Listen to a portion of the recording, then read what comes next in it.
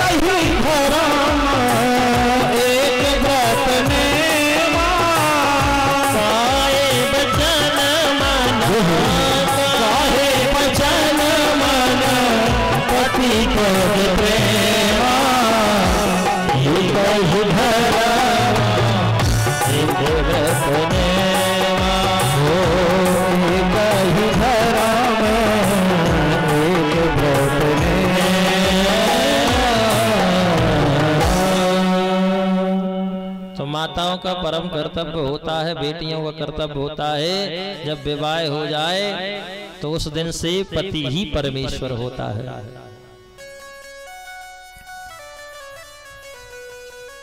आज करदम जी के साथ जब विवाह हुआ, समाधि में बैठ गए, देहूती छोड़ के नहीं गई। आज की कोई बेटी होती तो पहली बात तो ऐसे बूढ़े आदमी के साथ करते नहीं, और करते हैं तो बेटी जो होती वो वापस आ जाती, पर वापस नहीं आई। नहीं तो मानस की चौपाई गलत नहीं हो जाती। एक ही धर्म एक व्रत नेमा, वैसे माताओं का एक ही व्रत एक ही नियम एक ही धर्म है कि पति के चरणों में अनुराग होना चाहिए।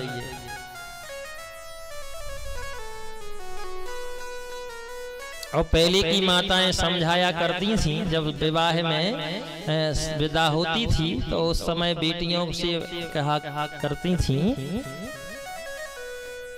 कि जाओ ललितों में फरियो फूलियो और सदा सुहागन रहियो मोरे लाल।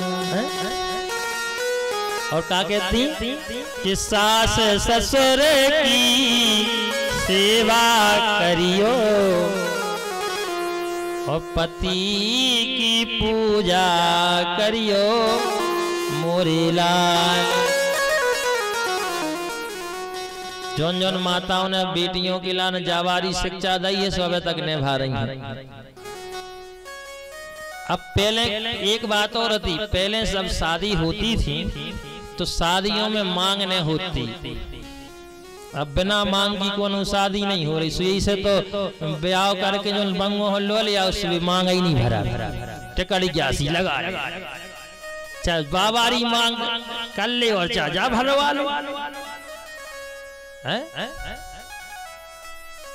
पहले जब शादी होती थी तो मांग नहीं होती थी पैसों की।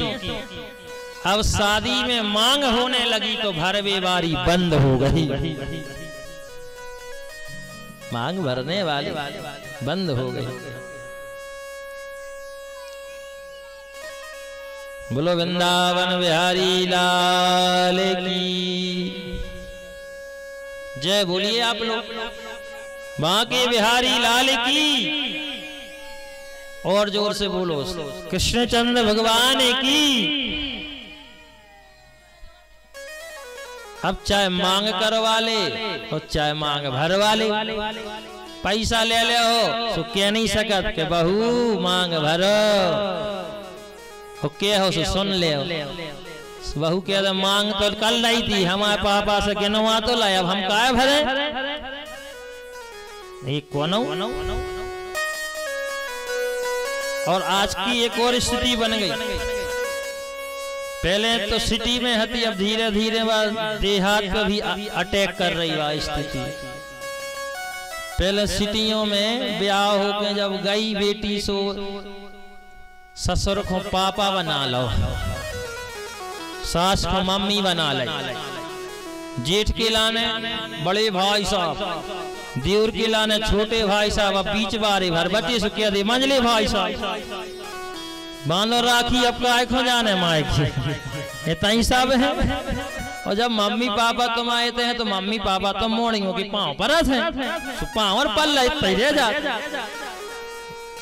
अरे सास सास ही होती है, ससुर ससुर ही होता है।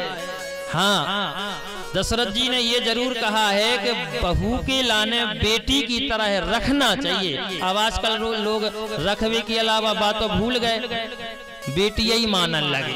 तो अब जब बेटी मानो तो न तुम जाके सकत के मांग भरो, न जाके सकत के साड़ी पहरो, कछु भी पहरे, बेटी माने बेटी जींस पहरे।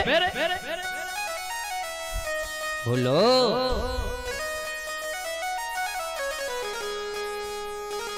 यही कारण है। पहले की शिक्षा में अवे की शिक्षा में बहुत अंतर है। तो पहले शिक्षा कि जाओ लली तुम फरियो फूलियो सदा सुहागन रहियो मोरे लाल।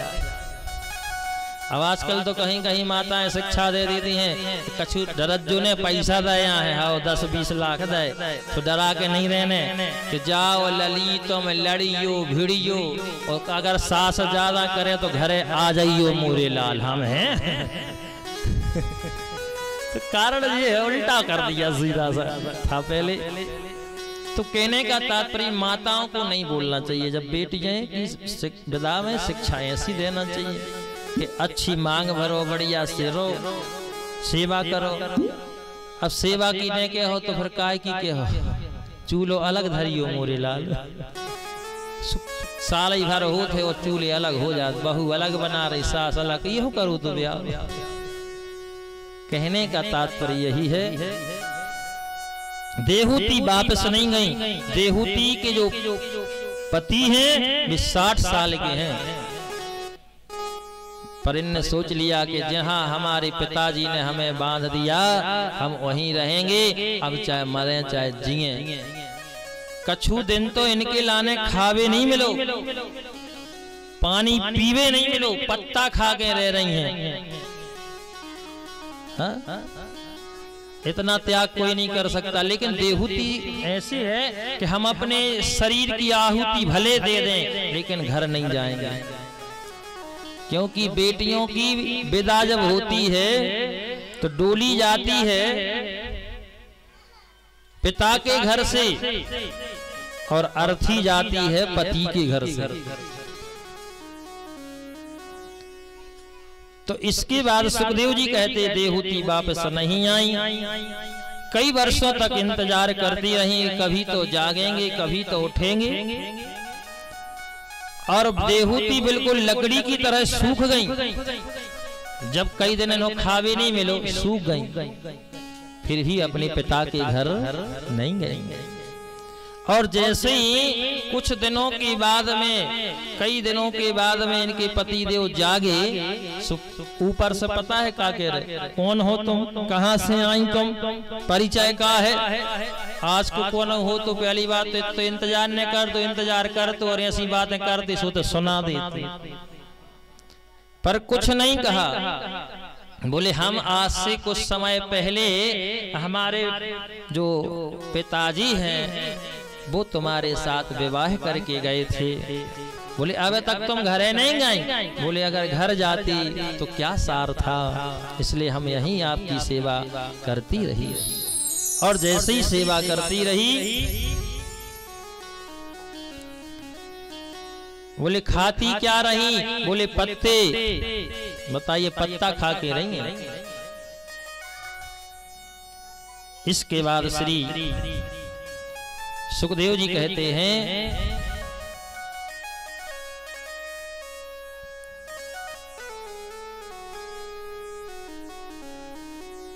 बोलो बांके बिहारी लाल की जय भर। बोलो तुम और बस आगे नहीं बोल रहे। बोलो बांके बिहारी लाल की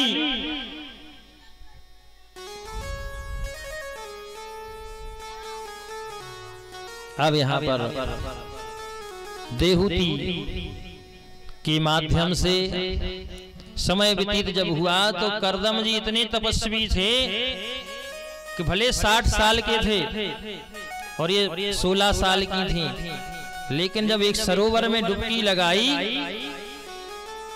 तो ये 20 साल की हो गए करदम जी और 16 साल की फिर हो गई देहूती।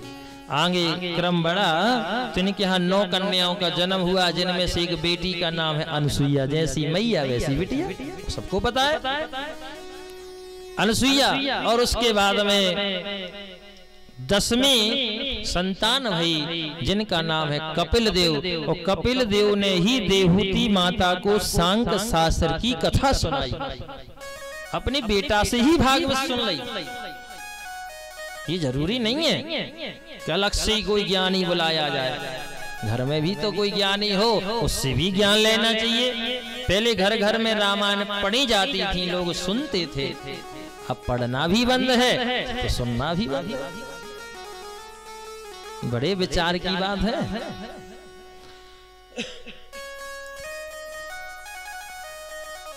तो इसके बाद में समय व्यतीत हुआ, करदम जी जंगल चले गए, भगवान की भक्ति करने लगे और बेटा से कहा अब तुम पूरे परिवार को संभाल के रखना, बहनों की शादी करते रहना, विवाह करते रहना। अब हम तुम्हें सौंप के जा रहे, हम तो भजन कर रहे हैं। और सार यही में है कि समय आवे से पहले समझ जाओ चाची। कोई भाई कहा था समझदारी है, अब कई समझदार बने हैं, समय से आवे के पहले समझे नहीं तो काहे कि समझदार। बेटा बड़ा हो गया, विवाह कर दिया, जाओ अब तुम देखो समारो कारोबार, हम तो भजन करेंगे। क्या रखा है इस संसार में। सुखदेव जी कहते हैं चतुर्थ स्कंद में ध्रुव जी की कथा आती है। उत्तानपाद नाम के एक राजा हैं, उनकी एक पत्नी है सुनीति। सुष्टुर नीतर यश सा सुनीति, जो सबकी सुन के चले उसका नाम सुनीति। एक पत्नी और रख ली जिनका नाम सुरुचि, जो अपनी अपनी चलाए। इनके यहाँ उत्तम हुए, इनके यहाँ ध्रुव जी हुए। इनको बाहर निकाल दिया था, कुटिया में इनका जन्म हुआ था। एक दिन ध्रुव ने कहा पिताजी हमारे कौन हैं? मैया मुझे पिताजी से मिलाओ। जब 5 वर्ष के हो गए, बेटा तो यहाँ के राजा है ना, वही तुम्हारे पिता हैं। ओहो हमारे पिताजी राजा हैं और हम जंगल में रह रहे हैं। एक दिन ध्रुव जी पहुंचे हैं, पिताजी पिताजी कहते गोद में बैठ गए। बगल में दूसरी मैया खड़ी, अरे मूर्ख बालक इतनी समझ नहीं है तुझी, किसकी गोद में बैठ रहा है? ध्रुव ने, अब ध्रुव बच्चे क्या जाने, ध्रुव ने कहा मैया हम अपने पिता की गोद में बैठने जा रहे हैं। 5 साल के हो गए, अभी तक हमने पिताजी का मुख नहीं देखा। उत्तानपाद जैसी बैठालने के लिए तैयार हुए, सुरुचि ने हाथ पकड़ा नीचे कर दिया। अगर तुम्हें पिता की गोद में बैठना है तो तुम हमारे गर्भ से जन्म लेना होगा। दौड़े दौड़े ध्रुव जी आए, मैया क्या हुआ? बोले वो माँ है ना, उसने मुझे भगा दिया, पिता की गोद से मना कर दिया। अब देखिए माताओं की सोच देखिए। आज मैया सुनीति चाहती तो कुछ भी कह सकती थी, पर कुछ नहीं कहा, मन को समझा लिया। वो आज की मैया होती तो लड़ने पहुंच जाती, क्यों तुम हमारे भी तो पति हो, पर नहीं गई। अपने बालक को समझा रही, बेटा चिंता ना करो, तुम संसार के पिता की गोद में बैठने के लायक नहीं थी, इसलिए उस मैया ने तुझे नीचे कर दिया। तू जगत के पिता की गोद में बैठने के लायक है। मैया ये कहाँ रहता है जगत का पिता? ले लगन बच्चे हैं, जैसे मोड़ दे वैसे ही मुड़ जाएंगे कि नहीं? बच्चे जहां मोड़ दो बचपन में वैसे ही मुड़ जाते हैं। बोले बेटा तुम जगत की पिता की गोद में बैठने के लायक हो। ध्रुव जी हाथ जोड़े हैं माँ के चरणों में। माँ मुझे जगत के पिता बताओ कहाँ रहते हैं। बेटा कहाँ नहीं रहते, वो तो सब जगह रहते, कैसे मिलते हैं। बोले भजन करना पड़ता बेटा, हम भजन करेंगे। और सीधे जंगल की ओर चले गए। रास्ते में नारद जी मिल गए। नारद जी ने कहा अरे बालक कहाँ जा रहा तू। बोले भजन करने जा रहे हैं। बोले मंत्र लिया। बोले आज तक नहीं लिया। नारद जी ने मंत्र दे दिया। भक्ति की ओर तुम मुड़ोगे तो रास्ते तुम्हारे खुलते जाएंगे। नारद जी मिल गए और नारदो देव दर्शन, नारद के दर्शन हो जाएं तो समझो परमात्मा के दर्शन होके ही रहेंगे, इसमें कोई दो मत की बात नहीं है। ओम नमो भगवते वासुदेवाय का मंत्र दिया और जाकर के ध्रुव जी महाराज वहां पर जप करने लगे। आइए दो बार हम लोग ही भगवान का नाम लेते हैं। ओम नमो भगवते वासुदेवाय। ओम नमो भगवते वासुदेवाय। ओम नमो भगवते वासुदेवाय। ओम नमो भगवते वासुदेवाय। वासुदेवाय मेरो नंद नंदनाय। वासुदेवाय मेरो नंद नंदनाय। वासुदेवाय मेरो नंद नंदनाय। वासुदेवाय मेरो नंद नंदनाय। ओम नमो भगवते वासुदेवाय। ओम नमो भगवते वासुदेवाय।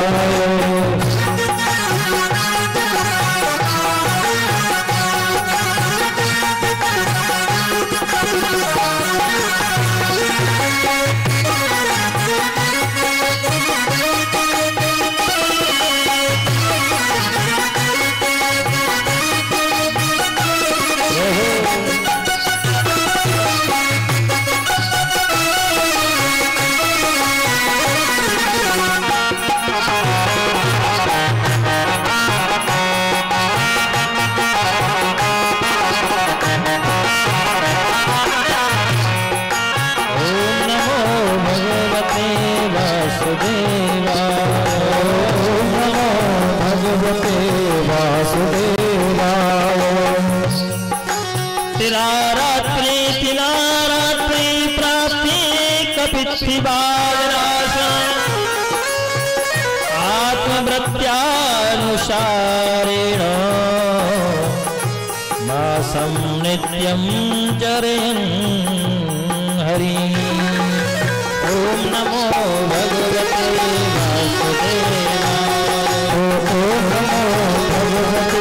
वासुदेवाय। ओम नमो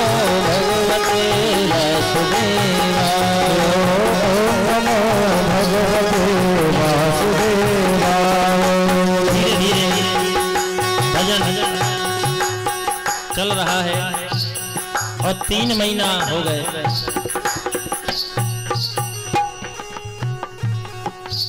और 3 महीना जो है 3 महीना में अब 9 दिन में एक दिन भोजन कर रहे हैं। अब भोजन तो जंगल में है नहीं तो किस चीज का कर रहे हैं, पत्तों का। 3 महीना तक ऐसे चलाया। फिर भी भगवान जब नहीं मिले तो अब धीरे धीरे पत्ते भी बंद कर दिए, जल पीने लगे। पंचमे मास्यानो प्राप्ति जित श्वासो निरपात मजा। 5वां महीना शुरू हो गया। अब तो धीरे धीरे श्वास रोक लगी। 5 साल के बालक ने सांस रोक लगी। यह लक्ष्य प्राप्ति भगवान की। ध्यानम ब्रह्मपदी कीनो तस्थौ शृणोस्तुलः। और महाराज ध्रुव जी का भजन जो है धीरे धीरे बढ़ता गया, श्वास को रोक लिया, धीरे धीरे ब्रह्मरंध्र को जाकर के श्वास रुक गई, प्राण अवरुद्ध होने लगे, एकदम सन्नाटा छा गया। ध्रुव जी के हृदय में नारायण की झांकी दिखने लगी। और जैसे ही नारायण की झांकी दिखने लगी, एक पैर पर खड़े हो गए। बताइए, ऐसे ही नहीं मिलते भगवान। अभी दोनों पैर पे खड़े थे, अब एक पैर भी ऊपर कर लिया। एक पैर ध्रुव जी खड़ा किए हैं, एक पे खड़े हैं और भजन कर रहे हैं। सभी देवता, इंद्र की कुर्सी हिलने लगी, सभी देवताओं की श्वास रुकने लगी। जब कोई एक व्यक्ति श्वास को रोकता है तो कई लोगों की श्वास रुकने लगती है। देवताओं की कुर्सी, इंद्र की कुर्सी हिलने लगी। दौड़े दौड़े ब्रह्मा जी के पास पहुंचे। प्रभु त्राहि माम, रक्षा करिए, क्या हुआ? 5 साल का एक बालक सांस को रोक के खड़ा है, एक पांव पे खड़ा है। हा? ब्रह्मा जी ने कहा हम भी कुछ नहीं कर सकते, चलो नारायण के पास। नारायण के पास में जाकर के सभी देवता स्तुति करने लगे। ओम नमो भगवते वासुदेवाय, ओम नमो भगवते वासुदेवाय। कुछ तो देवता रो पड़े, रोते रोते भगवान के पास में पहुंचे और हाथ जोड़ के प्रार्थना करने लगे। नैवं विदानो भगवान प्राणरोधम चराचरस्य खिल सत्वधामना विदेहि तन्नो वृजीनादि मोक्षम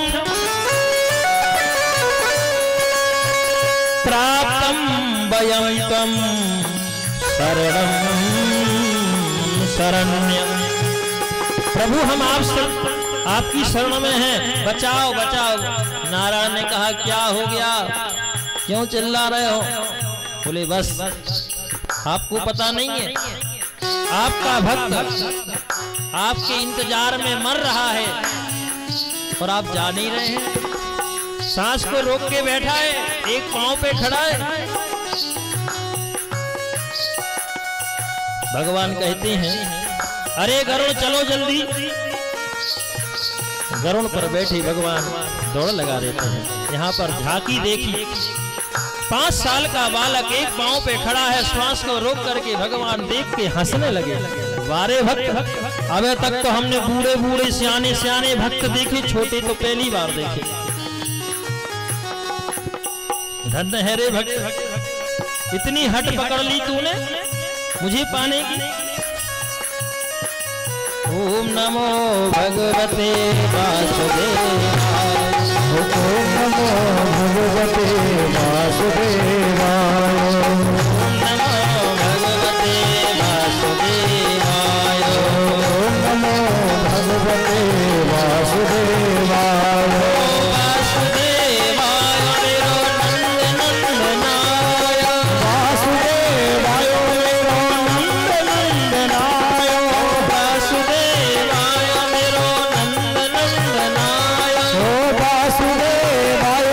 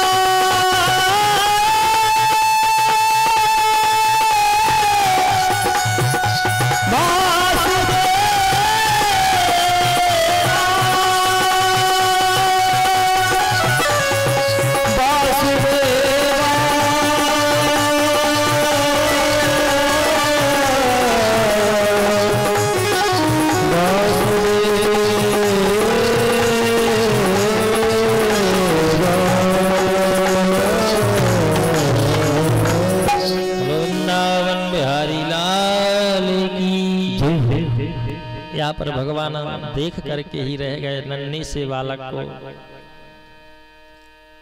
भगवान सामने खड़े हैं, ध्रुव जी महाराज देख रहे हैं, भगवान ध्रुव को देख रहे हैं, एक दूसरों को दोनों देखते ही रह गए। अब ध्रुव जी को ये पता तो था नहीं कि भगवान ऐसे होते हैं, तो वो भी हंस रहे हैं और वो भी हंस रहे हैं, एक दूसरों को देख के दोनों हंसने लगे। भगवान देख के हंस रहे हैं, कितना छोटा सा भक्त है, और ध्रुव जी देख के हंस रहे हैं कि बताइए आज हम भक्ति की और साक्षात भगवान भी आ गए। शायद यही भगवान, पर बोलना कुछ नहीं पा रहे हैं, चाह रहे हैं, मन में सोच रहे हैं। गूंगा व्यक्ति हो तो भगवान चाहे तो उसे बुला सकते हैं कि मुँह के होए बाचाल पंगु चढ़ई गिरवर गहन।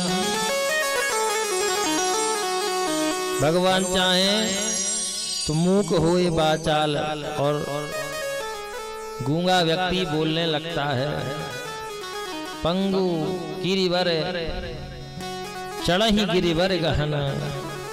गिरवर आने पहाड़ पे चढ़ सकते हैं लंगड़े आदमी, भगवान चाहे।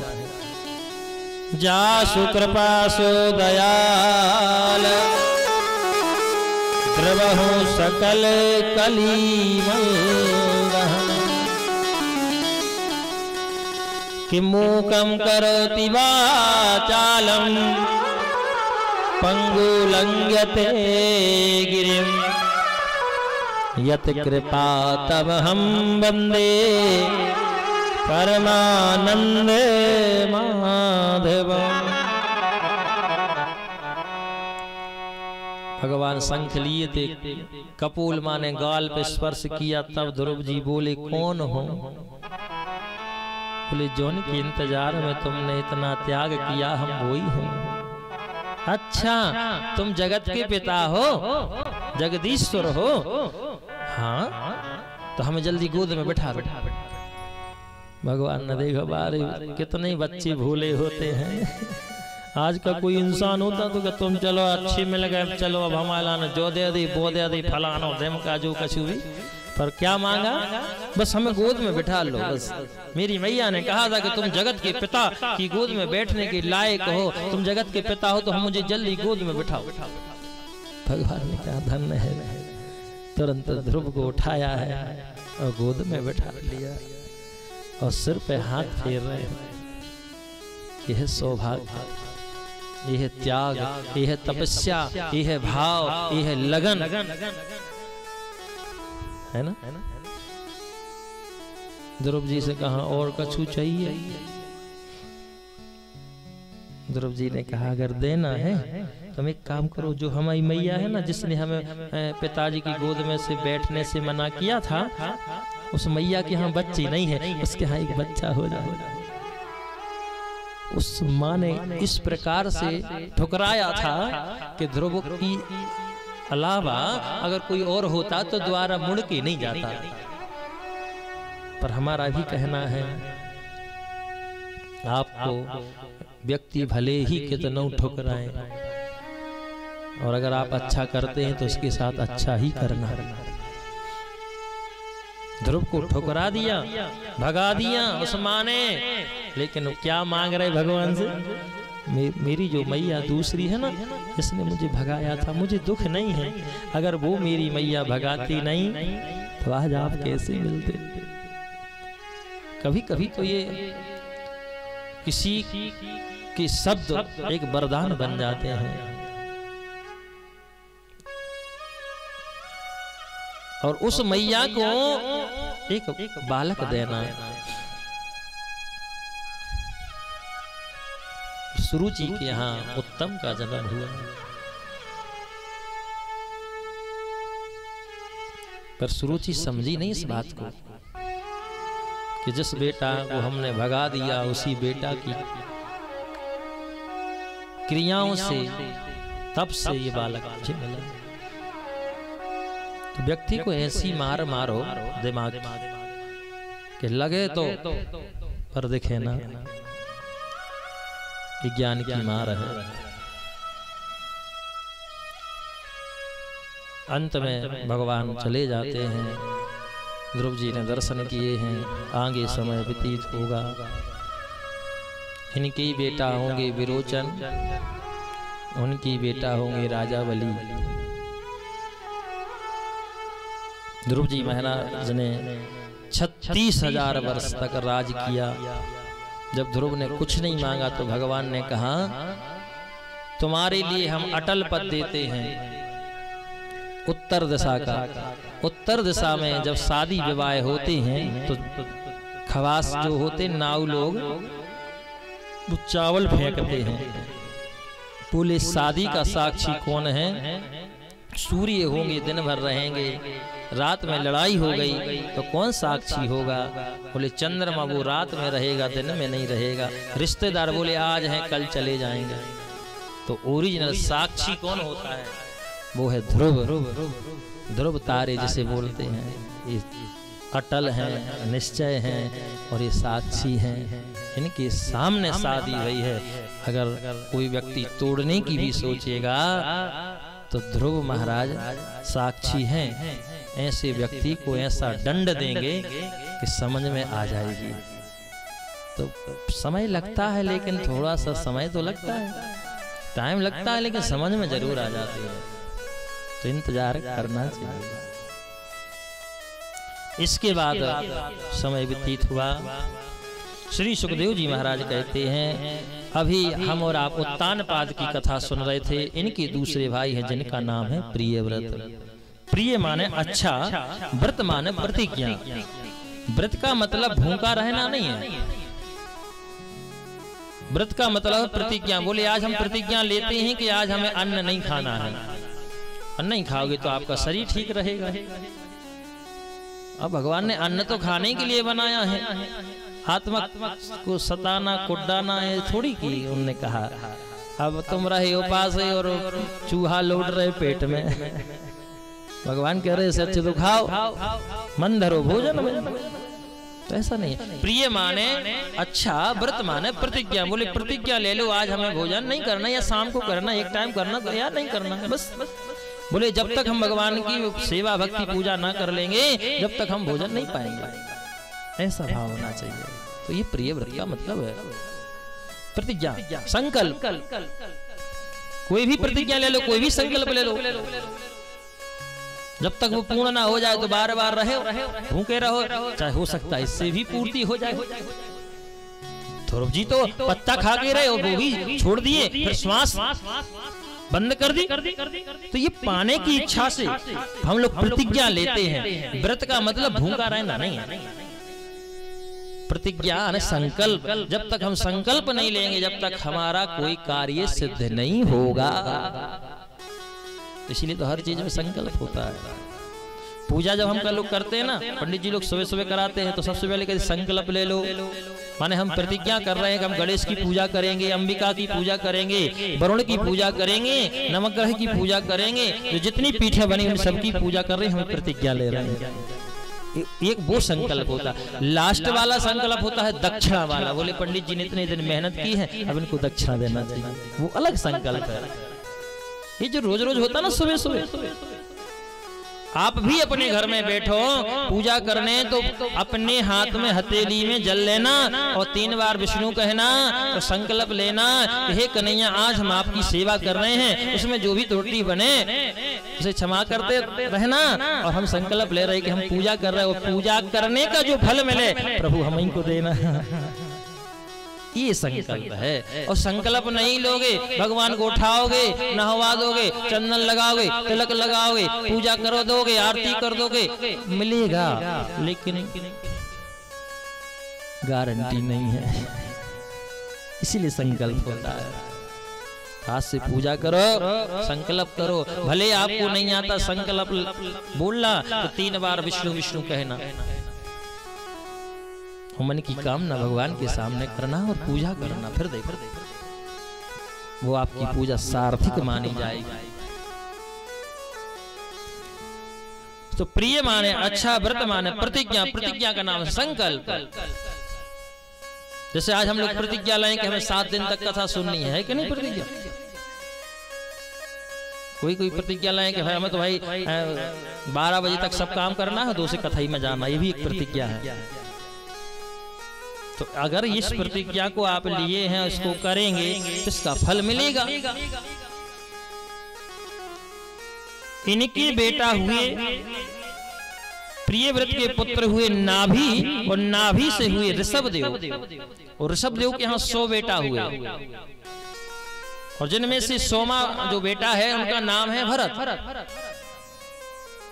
भरत जी 81 जो बेटे थे इनके, वो जैन मुनि बन गए, जैन मुनि बन गए। ये ऋषभदेव के ही बालक हैं, जैन कोई दूसरा धर्म नहीं है। जिन माने भगवान, भगवान को जो नियम धर्म से मानते हैं वो जैन बन गए, है वो हिंदू। पर उनने देखा कि हिंदुओं का कोई नियम नहीं, कोई धर्म नहीं, कब उठना, कब बैठना, कब खाना, कब पीना, कब सोना है, इसलिए हम लोग नियम लेते हैं। मंदिर का नियम ले लिया। चावल लेकर के जाते हैं, चावल के फुलका निकाल दो तो गल जाते हैं, धान की छिलका निकालो तो क्या बन जाते हैं, चावल, और चावल की फुलका निकालोगे तो घुर जाएंगे, कुछ नहीं बनेगा।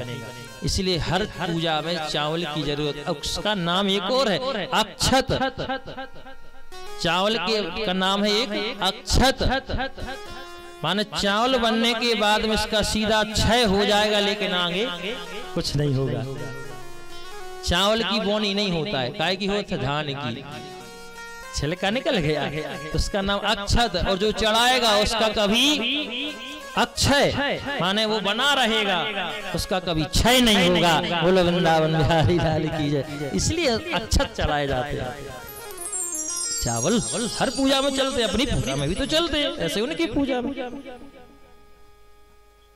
तो वहां से 81 जो है जैन मुनि बन गए, और 100वें जो बेटा है भरत हैं, और भरत की लगन लग गई हिरण में। पहले भजन करते थे, लेकिन भजन करते करते गंडकी नदी के किनारे बैठे, एक दिन हिरण का बच्चा वहां गिर गया। अब माला पहले 10-20 करते थे, एक बंद कम हो गई। आजकल आदमी का प्रेम अगर संसार में, नातियों में, पोता में लग जाता तो भजन कम हो जाता है, ऐसा हो जाता है नहीं? हाँ, अब माला कम हो गई। अब जैसे ही हिरण में ज्यादा प्रेम हो गया, एक दिन हिरण मर गई, खत्म हो गई। दूसरे जन्म में जब ये मरने लगे तो हिरण ही के बच्चा को ही याद करने लगे कि मेरा हिरण का बच्चा कितना अच्छा था। तो अंत में ये भी हिरण बन गए दूसरे जन्म में। अंते मति सागति, जैसे मरते समय आपकी मति होगी वैसी आपकी गति होगी। आज हिरण बन गए, हिरण के रूप में भी ये सब बातें जानते रहे। बोले हमने मरते समय हिरण को याद किया था, इसलिए भगवान ने हमें हिरण बना दिया। आप लोग भी मरते समय जो जैसी मति करेंगे वैसी ही गति होगी। इसलिए भगवान से प्रार्थना करना कि प्रभु मरते समय आपका नाम निकले हमारे मुख से, कि जन्मे जन्मे मुनि जतने कराही, जन्म जन्म मुनि जतने कराही, जन्म जन्म मुनि जतने कराही, जन्म जन्म मुनि जतने कराही, अंत राम कहीं आवत नाही, अंत राम कहे आवत नाही, अंत राम मुख आवत नाही, अंते मति सागति। अब जी दूसरी बार हिरण बन गए और तीसरी बार इनको फिर एक ब्राह्मण कुल में जन्म हो गया। अब ये अच्छे कर्म करते रहे। इसके बाद में और भी कथाएं हैं। इन्हीं भरत के नाम से सब भारत का नाम भारत पड़ा। सगर महाराज सागर लाए थे, भरत जी महाराज भारत को लाए थे, भागीरथ जी महाराज गंगा को लाए थे, और आप सब मिलकर के इस भागीरथी भागवत को लाए हैं। बोलो वृंदावन बिहारी लाल की। ये भी एक गंगा है जो आपके यहाँ बह रही है और 7 दिन तक बहेगी, है ना। 3 दिन तो हो ही गए, 4 दिन और बे है। अब राम नाम गंगा सुगम बही जाए, या मैं को नहाए। अब जे को नहा लेवे, जे को ने नहा पाए, 7 दिन के बाद मुझे गंगा ने कर जो कहूँ और बेन लागे। अभी मैं सवाई नहीं नहा पात, जा गंगा बड़ी कठिन है।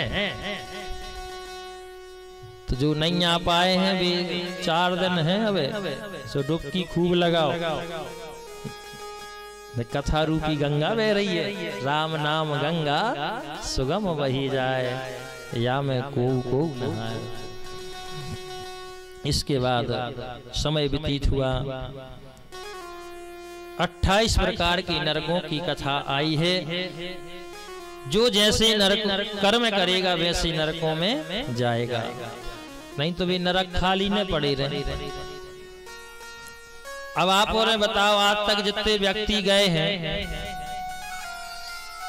को नरक में सोई गौ? कहाँ नरक में गया? अपन औरों के यहाँ कोई जब चला जाता है, भले ही उसने कबू भगवान को भजन न करो, जो भी लिखो जो है स्वर्गवासी।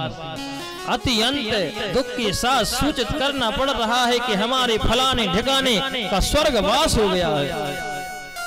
और जब हत्या को हफ्तों से नहाऊ तो न हुई है, तो स्वर्ग में चले गए।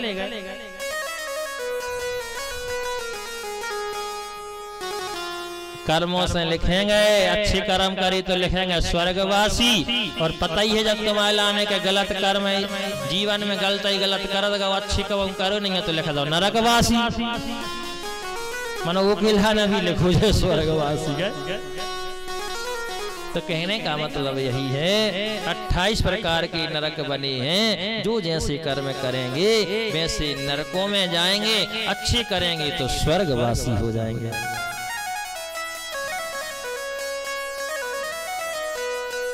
अब आप लोग सोच रहे होंगे कि महाराज जो हम कैसे पता करें कि हम नरक में गए कि स्वर्ग में गए, मरने की बात का पता गए? तो बजाओ ताली, हमारे राम बता रहे हैं, कोशिश कर रहे हैं कि मरवी के बाद आदमी कहाँ जाता है। ऐसी ताली में तो हम कछू न बदले, जोर से बजाओ तो भले एक साथ बोलो कृष्ण चंद्र भगवान की।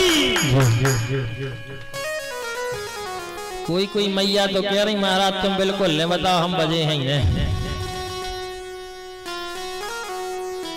फिर भी हम बता दे रहे हैं। मरने के बाद में व्यक्ति कहाँ जाता है, ये ध्यान से सुनो।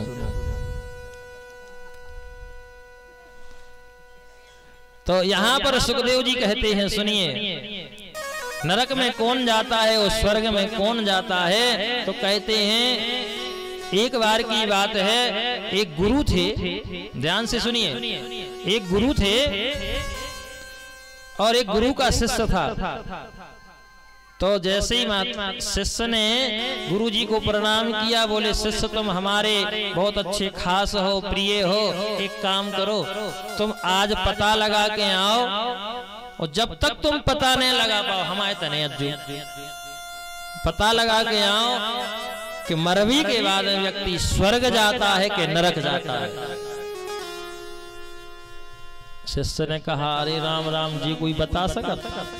शिष्यों 1 साल हो गई, 2 साल हो गई, 10 साल हो गई, शिष्यों कोई पता नहीं। अब शिष्य आश्रम जा नहीं पा रहा, जे को मिले वही से पूछे बताओ भैया मरवे के बाद कहाँ जात भी? हमें कहा पता। जोन से भी प्रश्न करे मना कर देगा। एक दिन की बात है, एक बार जब ये खूब परेशान हो गया, जंगल से जा रहा था, रात्रि हो गई, वो वहीं सो गया। एक वेश्या वहां कुटिया बना के रहा करती थी। सुबह हुआ तो वहां से एक मुर्दा जा रहा था, तो बेटी से कहा बेटी जाओ देख के आओ जो मुर्दा स्वर्ग जो है कि नरक। अब जैसे ही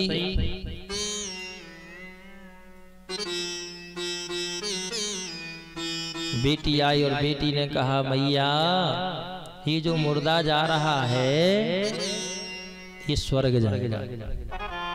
इसकी तो आंखें खुल गई कि 10 साल से हम खोज कर रहे हैं, आज तक को न बताई नहीं। दूसरा एक रात और रुक गया। दूसरे दिन फिर दूसरा मुर्दा वहां से जा रहा था, बेटी जाओ पता करके आओ आज वाला मुर्दा कहाँ जाएगा, स्वर्ग जाएगा कि नरक। बोले मैया ये मुर्दा नरक जाएगा। इसकी और आंखें खुल गई, अरे राम राम, हम जो चीज को पता 10 सालों से नहीं लगा पाए। जब बिटिया तो फटाक से उत्तर दे रही है। चरणों में जाके गिर गया बेटी और रोने लगा, आंखों से आंसू गिर पड़े। जैसे ही आंसू निकले और अपने आप को कहता है हम कितने कपटी हैं, कितने निष्ठुर हैं, जो इस बेटी ने 2 मिनट में बता दिया और हमें 10 साल में नहीं मिला। मतलब इस संसार में हमारा रहने का कोई सार नहीं है। पर बेटी हमें एक बात बताओ, हम 10 साल से खोज कर रहे हैं इस चीज का, किसी ने हमें बताया नहीं, तुमने 2 मिनट में बता दिया, हमें बता दो, नहीं तो हमारे गुरु हमें आश्रम में नहीं आने देंगे। अब तो हमने सोच ही लिया था कल हम मर जाएंगे, पर जाएंगे नहीं। अगर तो हमारी लाज बचाना चाहती हो बेटी तो तुम्हारे हाथ में हमारी लाज है। अरे भैया क्यों रो रहे हो, क्या बात है? बोले बस बात तो हमारे लिए बहुत बड़ी है, आप तो ऐसे ही कह रहे हैं। और हमें ये बताओ, कल आपने कहा था कल वाले मुर्दा से स्वर्ग जाएगा, आज के मुर्दा को तुमने देख के कहा नरक जाएगा। बताओ कौन कहाँ जाएगा, ये पता तुमने कैसे किया? बेटी हंसने लगी, राम राम तुम्हें इतनी सी बात पता नहीं है? इसने सोचा तुम्हें इतनी सी लग रही, हमें तो पहाड़ जैसी लग रही। छोटी सी बात है भैया। कल जब वो मुर्दा लेके लोग जा रहे थे तो रास्ता में रोते जा रहे थे और बात करते जा रहे थे। ये व्यक्ति जो चला गया बहुत अच्छा था, ऐसा इस गांव में कोई नहीं था इसके अलावा। कोई भी इसके घर में चला जाता था उसका सहयोग करता था। अपनी थाली अगर कोई भोजन करते समय आ जाए तो खिसका देता था, स्वयं भूखा रहता था पर किसी को भूखा नहीं जाने देता था। फटे कपड़े पहन लेता था पर दूसरों को फटे देखता नहीं था, ऐसा था। और ऐसा व्यक्ति को भगवान ने उठा लिया। ऐसे ही बोलते लोग, ऐसे व्यक्ति को भगवान ने उठा लिया। तो बोले सुनो भैया, ऐसे लोग बोलते जा रहे थे तो हमने मन में गणित लगा लिया कि जिस व्यक्ति की यहाँ सी जाने के बाद में लोग इतना रो रहे हैं, इतना याद कर रहे हैं, तो जिसकी यहाँ चाह है उसकी तो वहां चाह होगी। बोलो वृंदावन बिहारी लाल की जय। इसीलिए तो जल्दी उठा लिया। ऐसा ही है, तो जिसकी यहाँ चाह होगी तो उसकी वहां भी चाह होगी। और बोले जो आज वाला है नरक की बताई, बोले उसके पीछे जो लोग जा रहे थे बोल रहे थे अच्छा मर गया, इसको और पहले मर जाना था, सबको सताता था, गाली बकता था, रोज लड़ता था, अच्छा मर गया। बोले ये नरक जाएगा, क्योंकि जिसकी यहाँ चाह नहीं उसकी वहाँ कोई चाह नहीं, नरक वाले हैं। बोलो वृंदावन बिहारी लाल। अब आप लोग भी जान सकते हो को नरक में जो है, को स्वर्ग में जो है। ठीक है, अब तक जो मन में शंका थी अब जब दूर कर दीजिए न, क्योंकि मरे हुए के बाद क्या पता कहाँ जाना है, कैसा नहीं है पता, पता करो। लोग अच्छे चलेंगे, जान जाना स्वर्गवासी है, गलत चलेंगे जान लेना 28 प्रकार के नरक बने ही नरक का वासी है। कि यहाँ भी नरक भोग रहा है, दूसरों को नरक सा भोगवा रहा है, वो क्या स्वर्ग में जाएगा? वो तो सीधा नरक में ही जाएगा। इस प्रकार से 28 प्रकार के नरकों की कथा आई है। 6वें स्कंद में अजामिल की कथा आई है। अजामिल बहुत बड़े विद्वान थे, ज्ञानी थे, पर एक वेश्या का संग हो जाने से ये भी गलत मार्ग पर चले गए। रातों रातों चोरी करते, चुगली करते, डकैती करते, सब जितने कर्म उल्टे हैं सब करते। वेश्या घर में है। संत महात्मा एक दिन रात्रि में आए, लोगों ने हंसी की। उन्होंने पूछा भैया कोई भक्त रहता है? तो उन सब ने हंसी के लिए वो दुष्ट के यहाँ भेजा दिया। ऐसे होते हैं गांव में। रात्रि का समय था, वेश्या आई, बोले आप जो भी हो राधे राधे राम राम। हमने सुना है अजामिल नाम के जो है बड़े भक्त हैं। वेश्या रो पड़ी। किसने कह दिया ये भक्त है? वो तो बड़े दुष्ट है।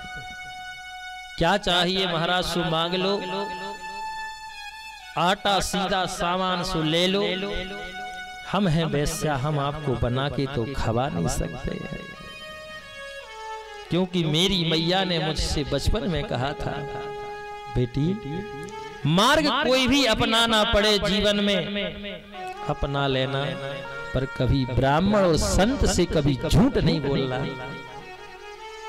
इसलिए आप हैं महात्मा, हम आपसे झूठ नहीं बोलते। हम हैं एक वेश्या, और हम वेश्या हैं। आपको हम सूखा तो दे सकते हैं, पर बना के भोजन नहीं दे सकते। पता नहीं आपका कौन सा धर्म चल रहा हो, कौन सा नियम चल रहा हो, और हमारे हाथ का भोजन करें आप नष्ट कर ले तो मुझे नहीं पता। और फिर आपकी इच्छा बताना हमारा काम है। महात्माओं ने कहा आप धन्य हैं, आप भले वेश्या हैं लेकिन बहुत अच्छी हैं। आप हमें आटा सीधा दे दो, हम लोग बना करके पालेंगे। और पति देव कब तक आएंगे? बोले उनका कोई भरोसा नहीं है, कब आ जाए। रात्रि के 4 बज रहे थे। संत महात्मा ऐसे बाहर शयन कर रहे थे, गर्मी का समय था। घोड़ा आया, संत महात्मा उठ के खड़े हो गए। अजामिल ने कहा तुम लोग कौन हो, कहां से आए हो, किसने कहा यहाँ रहने को? अजामिल कहता तुम्हारी पत्नी। अजामिल ने जब कहा तुम कौन हो, कहां से आए हो, किसने कहा? तो संतों ने कहा तुम्हारी पत्नी ने कहा था रुक जाओ। अच्छा हाँ तो ठीक है, रहो, लेकिन सुबह चले जाना। हाँ सुबह चले जाएंगे। अब जैसे ही सुबह जाने लगे अजामिल को बुलाया। अजामिल से कहा हमने सुना कि तुम बड़े दानी हो। अजामिल ने कहा किसी ने तुम्हें भटका दिया है। हम थे एक दिन, पर मार्ग हमारा चेंज हो गया, इसलिए महात्मा आप लोग अब प्रस्थान करिए बस। अजामिल एक काम करो, रात्रि में तुम्हारी पत्नी ने भोजन कराए हैं, अब एक काम करो तुम भोजन की दक्षिणा नहीं दोगे? संतों ने कहा दक्षिणा नहीं दोगे? अजामिल ने कहा हम 1 नंबर के लुटेरे हैं, हम जब तक को लूट नहीं लेते हम रोटी नहीं खाते, तुम हम से मांगने लगे।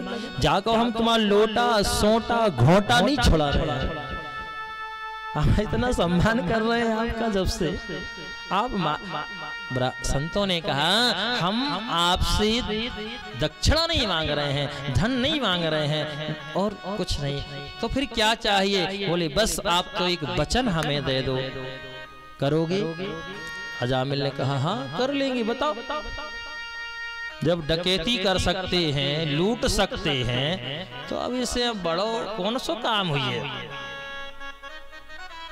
बताओ। बोले हम बस ये कहना चाह रहे हैं आपके कितने बच्चे हैं? बोले 5। 6वां होए तो उसका नाम तुम नारायण रख देना। अजामिल ने कहा ये कोई बड़ी बात है, वैसे तो ऐसा ही नाम है किसी का, राम लक्ष्मण भरत शत्रु, हम ऐसे ही रखे हैं। और नारायण नाम दे करके चले गए।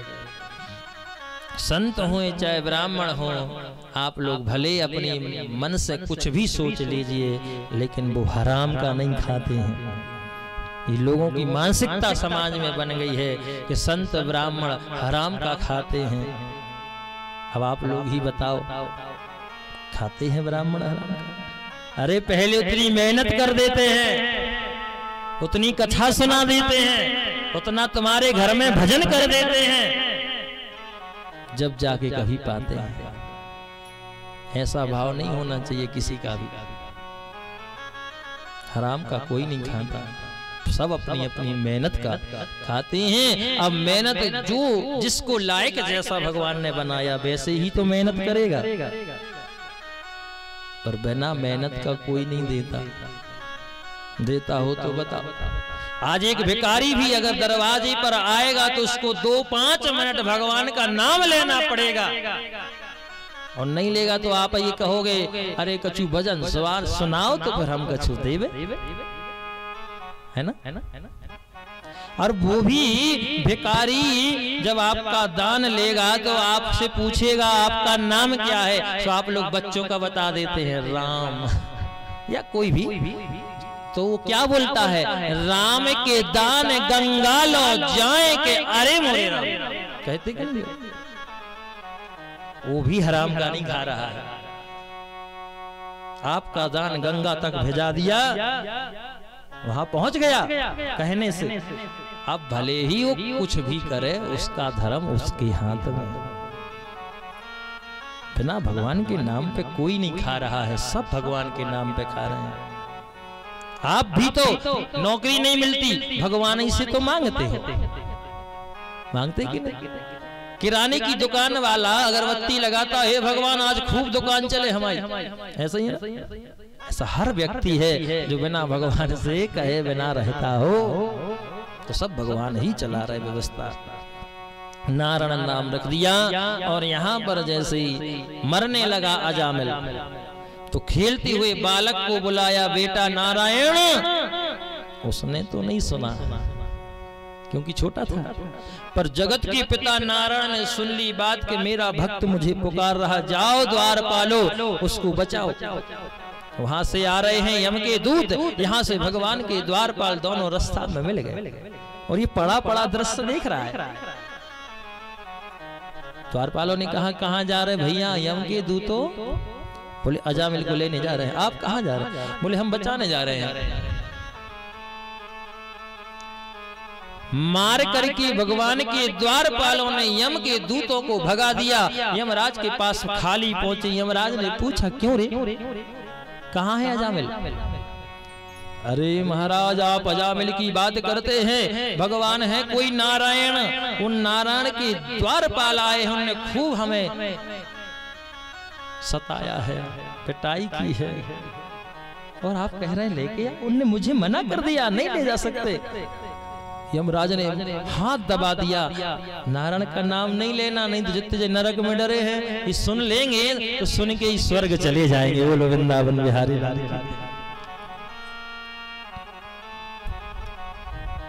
ये दृश्य अजामिल देखता रहा, और इसके बाद इसने सोचा जब हमारी मौत टल गई भगवान के नाम लेने मात्र से, तो हम क्यों भजन ना करें। वेश्या से कहा क्षमा करना, आप अगर पत्नी बन के रहना चाहती हैं तो रहें, नहीं तो आप अपना रास्ता आप देखें, हमें रास्ता अपना देखने दो। तो इसके बाद में अजामिल का उद्धार हुआ। बोलो बांके बिहारी लाल की जय। आज की कथा यहीं पर भगवान के चरणों में। आइए 2 बार भगवान का नाम, तालियों की सेवा जरूर करें। बंसी वाले तेरा शुक्रिया, तूने जीवन में सब कुछ दिया। बंसी वाले तेरा शुक्रिया, बंसी वाले तेरा शुक्रिया, तूने जीवन में सब कुछ दिया। तूने जीवन में सब कुछ दिया, दिया तूने जीवन में सब कुछ दिया। शुक्रिया शुक्रिया शुक्रिया शुक्रिया शुक्रिया शुक्रिया शुक्रिया शुक्रिया शुक्रिया शुक्रिया शुक्रिया शुक्रिया हो शुक्रिया शुक्रिया शुक्रिया शुक्रिया बंसी वाले तेरा शुक्रिया तूने जीवन में सब कुछ दिया हो बंसी वाले तेरा शुक्रिया तूने जीवन में सब कुछ दिया श्री राधे कालिया की सेवा करते हुए हरि बोल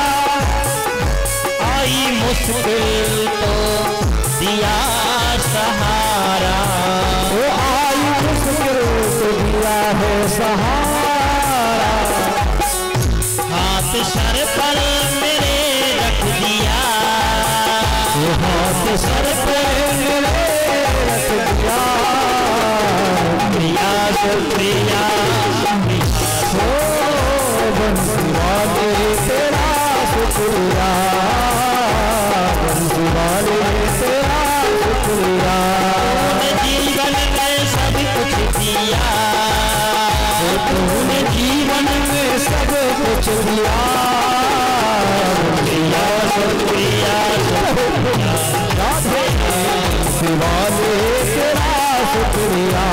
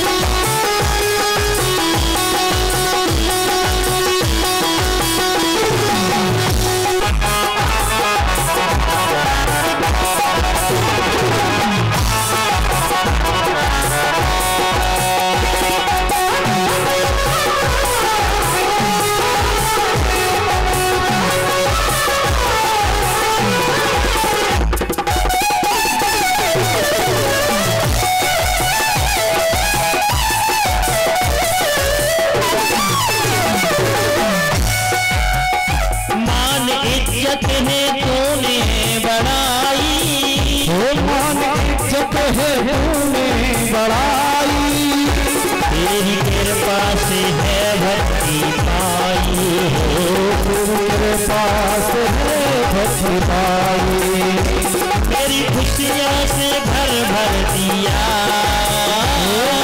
खुशियों से भर भर दिया।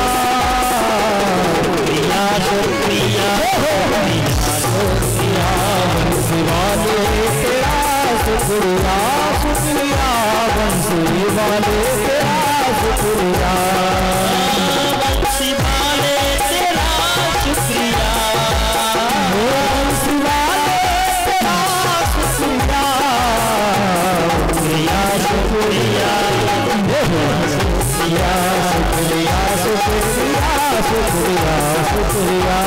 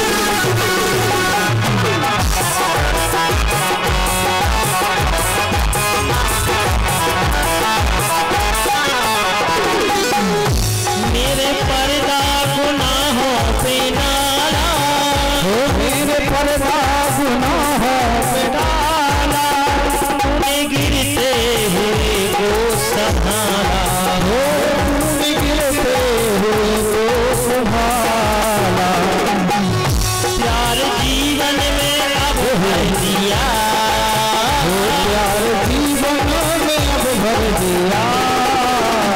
शुक्रिया शुक्रिया शुक्रिया बंसी वाले तेरा शुक्रिया शुक्रिया, बंसी वाले तेरा शुक्रिया। जीवन में सब कुछ दिया, जीवन में सब कुछ दिया। बंसी वाले बंसी वाले तेरा शुक्रिया शुक्रिया तेरा शुक्रिया। तूने जीवन में सब कुछ दिया, तूने जीवन में सब कुछ दिया। बंसी वाले तेरा शुक्रिया, बंसी वाले तेरा शुक्रिया, बंसी वाले तेरा